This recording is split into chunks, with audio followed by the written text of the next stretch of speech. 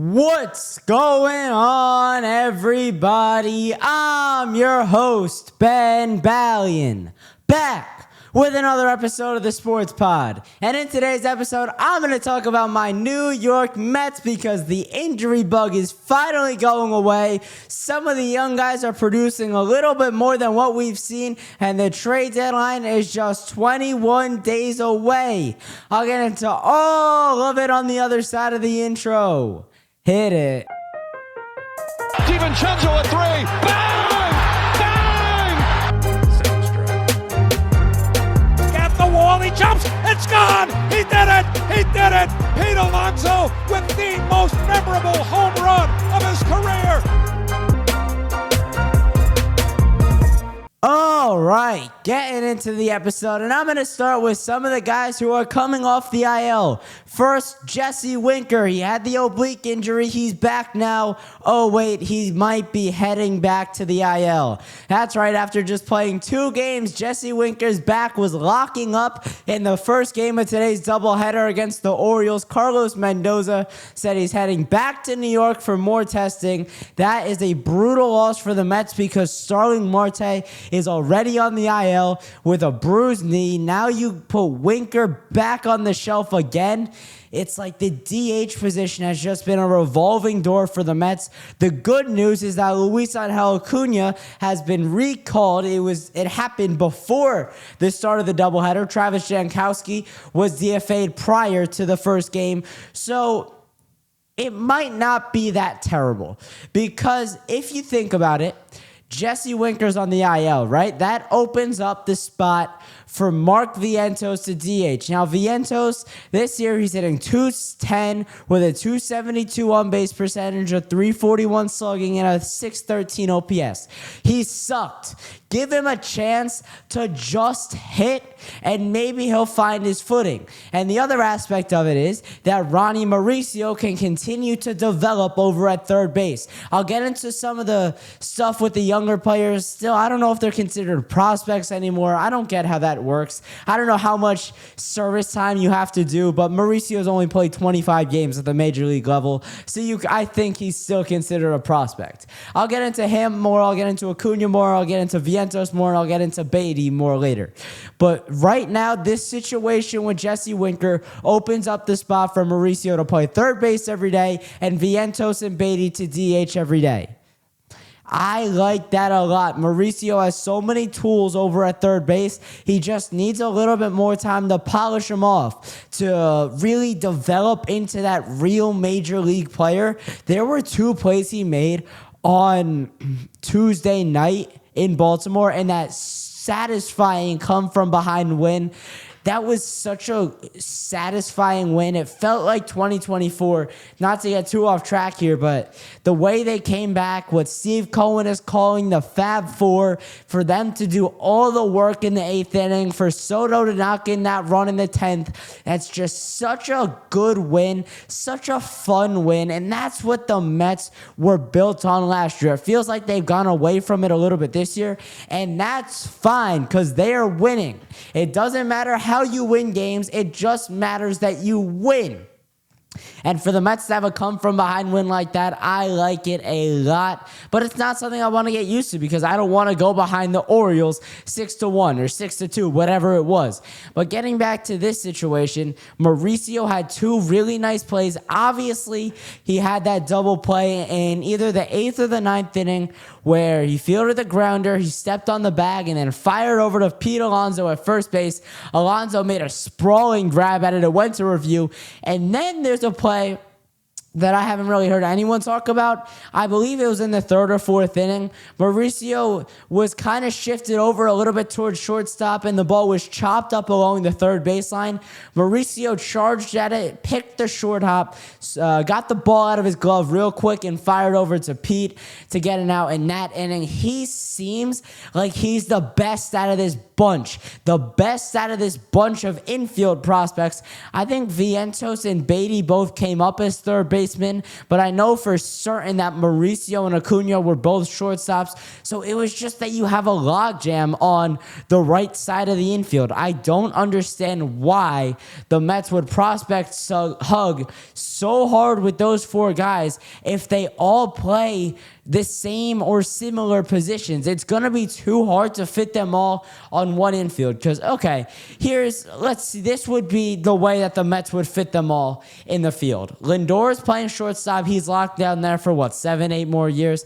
Then Acuna goes to second, Mauricio to third, and either Vientos at Beatty DHing or hitting first, or playing first rather. I'm not sure if I love that. I mean, I talked about it earlier, but Vientos has given you absolutely nothing this year. And Brett Beatty, he showed flashes, but he's played the most games out of that group with 70. And this year he's hitting .230. He's got just under 50 hits, 9 homers, 1.2 WAR. He's all right. I mean, he's got a 704 OPS, a little bit below average. He's right around that average mark. I would like it to be up closer to 800. That's where I want most of these guys. I mean, none of them are there. I mean, Mauricio's the best. Mauricio has the best slashing stats. He's hitting .244 with a 311 OBP, a 427 slugging, a 738 OPS, and a 112 OPS plus, which is above average. So he's hitting the ball well. I'm just not sure how well because 244 isn't great. I mean, the other stats, they're pretty good. He hits the ball hard and he hits it far, but he just needs more time to develop. I think I talked about this in my last episode where I said, you can send him back down. You have other people to play this position. I get it's a little bit of a downgrade, but right now, third base is just a black hole. And if there's a couple positions that the Mets are going to upgrade at the trade deadline, the first priority has to be a reliever. The second is a starting pitcher. Then it's third base.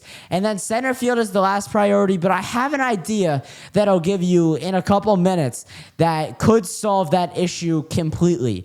All right, the other two guys that are coming back from injury both this weekend are Sean Manaea and Kodai Senga, the two aces of this New York Mets staff. They're coming back in the final series before the All-Star break. Senga is set to start on Friday, and let me tell you this, him coming back before the All-Star break makes me believe that he is all the way ready to come back, and he is not pushing it whatsoever. Because for him to make one start before the break, I mean, how much are you going to gain out of that? You're not getting too much out of one start rather than having another entire week off and coming back the first series after the break.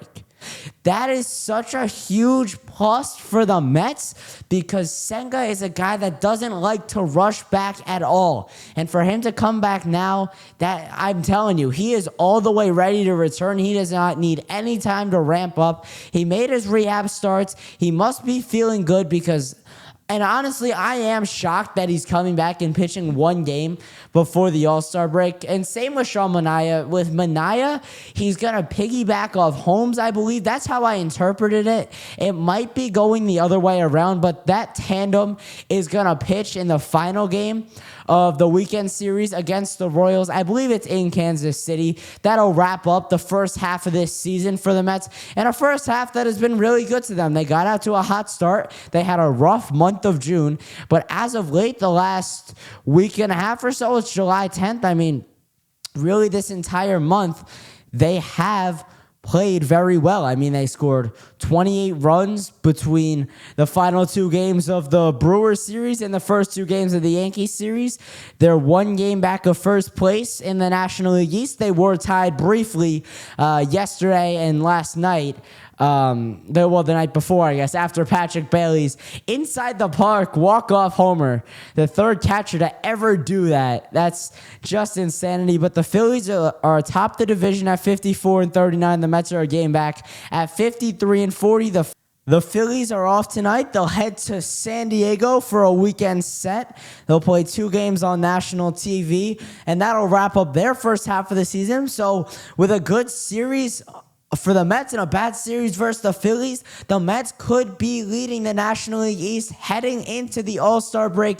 This is exactly how this season was supposed to play out. Nothing got off schedule. I mean, June wasn't great, but this team was going to go through slumps eventually. It's inevitable. It's a 162-game season, but everything is going to plan. Manaea was supposed to come back a little bit earlier, but July 10th, that is pretty much an ideal starting date for him. So it'll really be the 14th, I believe, 13th or 14th when he does make his return. But halfway into the month of July, that's about where I expected going into the season. Obviously, that expectation changed a little bit once he was shut down, I believe last week or 2 weeks ago. I knew everyone was going to come back, bam, bam, bam, Senga, Manaea, Winker, all in about a week or so. I just didn't know it was going to be this early. I talked about it before. I said I thought it was going to be either August 15th or later. It was going to be from the middle to the end of August,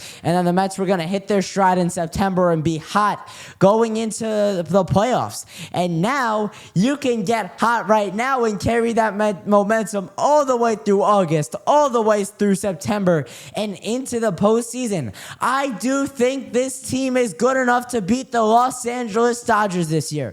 Last year, I didn't really give them a chance. I didn't have an expectation that they were going to win. But now, by adding Juan Soto, by making another season-defining lineup change, Carlos Mendoza has this team ready to go, and I'll take my chances with the Los Angeles Dodgers. Nimmo, Lindor, Soto, Alonso. It doesn't get much better than that. When Nimmo is playing at his best, which it seems like he is right now, when he's drawing his walks, but he's also hitting the ball out of the park, and he's also finding gaps, when Brandon Nimmo is playing like a borderline all-star, the Mets are going to be in a tremendous position to win a lot of baseball games. The problem now is Brandon Nimmo won't keep this level of production all the way through the end of the postseason. He is bound to hit a large slump, and it might even be just what he gives you through the postseason. There's a chance that Nimmo is playing like an all-star, but there's also a chance that Nimmo's hitting 250, 260, and he's not really giving you Brandon Nimmo level production. But when he's hot, you got to ride that wave. You got to be winning those games because you know it's not going to last forever. Brandon Nimmo hasn't been able to produce at that high level for a real extended period of time throughout his major league career.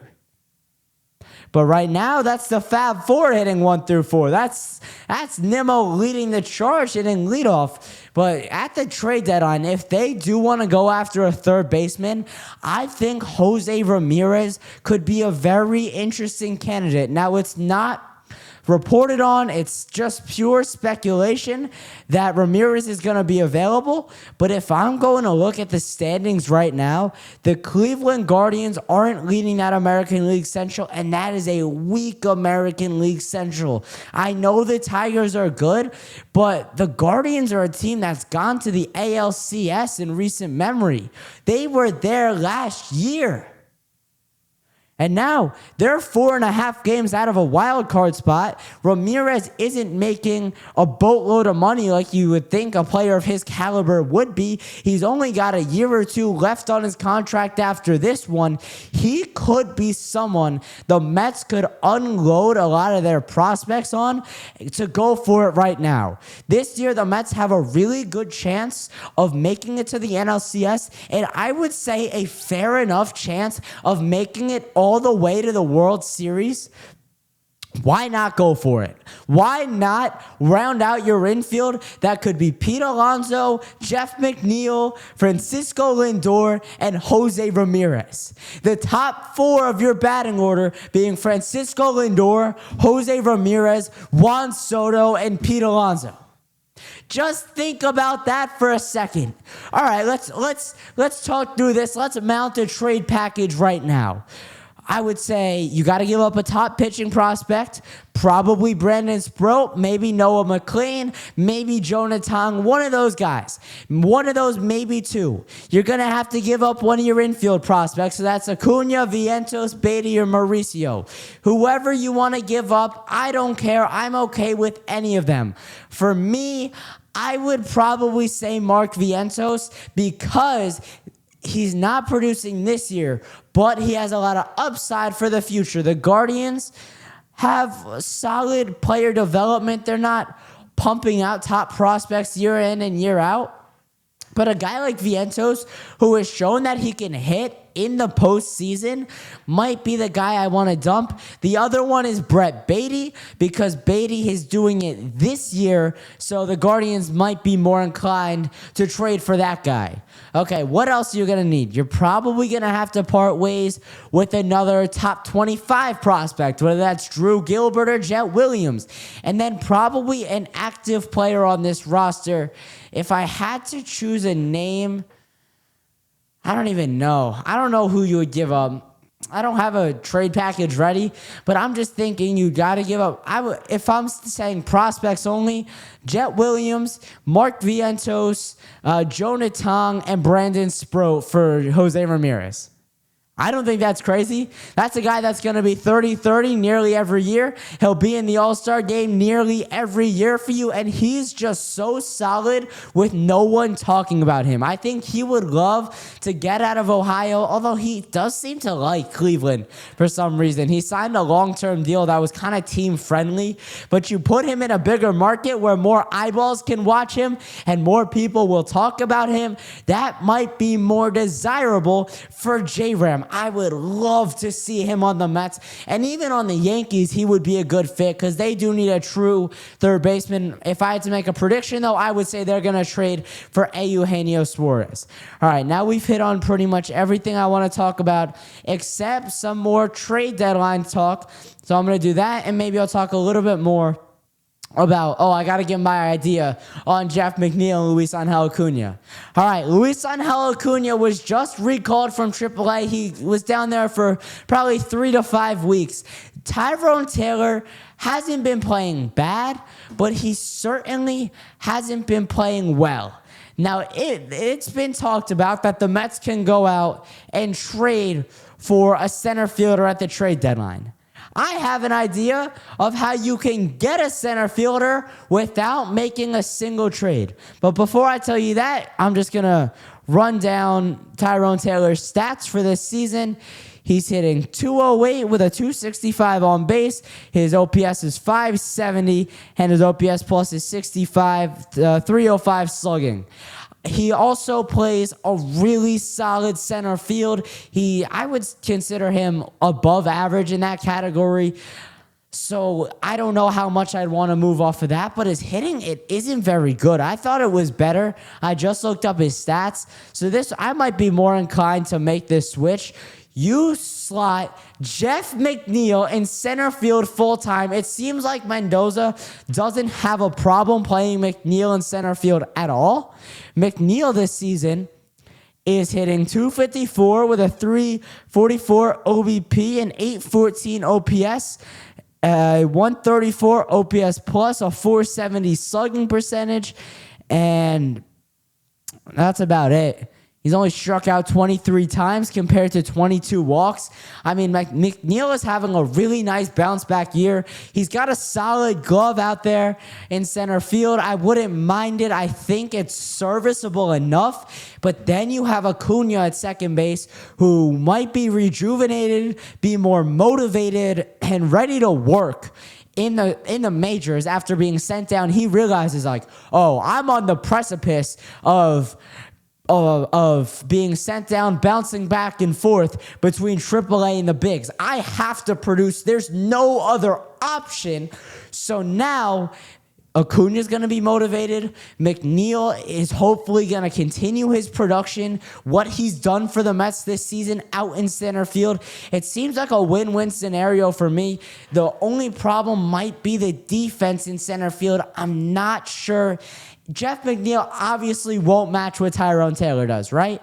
But I do think he's good enough. The problem is going to be the right center gap because both of McNeil and Soto don't have a ton of speed. And balls might just fly in right center field. But like I said, Mendoza doesn't really care to put McNeil in center. He does it pretty often, usually as a defensive replacement. He doesn't start a ton of games out in center field, but he's good enough out there to play there every day, in my opinion. All right, last thing I want to talk about before I wrap up this episode is what the Mets really need at the trade deadline, starting with a big reliever. What I think the Mets need is a guy who can come out of the pen in the 6th, 7th, or 8th innings and just throw gas, throw 100 miles an hour, 101, 102 miles an hour, and just mow down people. Now, I don't think there's a ton of options like that are available. I think Mitch Keller's really solid. I like Jake Bird. I know he doesn't throw all too hard, but if the Mets are able to find a way to either sign somebody to a minor league deal and bring them up, or there is a reliever that does throw 100 but might have some control issues, bring him in, work with him, and get him ready by the time the postseason starts, because the Mets need another guy who can throw upper 90s into the low 100s besides Edwin Diaz. The other thing I would look to see, and this goes for everyone, is the guy a veteran? Has he pitched in the postseason before? Because I don't really want to bring in anybody who doesn't have any experience. The next target for me is starting pitching. The pitching has to be on David Stearns' mind before anything else this year. There's nothing else the Mets need more than pitching, and it's so obvious. Clay Holmes is on pace to throw 175 innings this year. He threw just over 60 last season. Sean Manaea might not be what you got out of him last year. He might be a different player coming back from that injury. Who knows how long Kodai Senga is going to stay healthy? Over the last 2 seasons, he hasn't been able to do it for more than a couple months at a time. Frankie Montas is a wild card. You might not get solid starts out of him every time around. And the other thing, David Peterson, he's been really solid for the last calendar year plus, but there have been times in his career where he's been terrible. You need a starter. You need a starter because there are question marks at every spot in the rotation. And then you can go to third base and center field. I don't even know if you need. I kind of like my idea a lot of moving Jeff McNeil to center and Luis Angel Acuna to second base.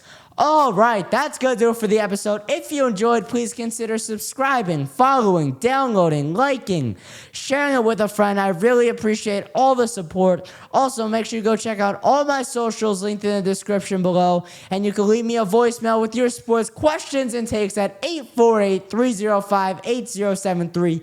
And most importantly, make sure you keep it locked with the Sports Pod.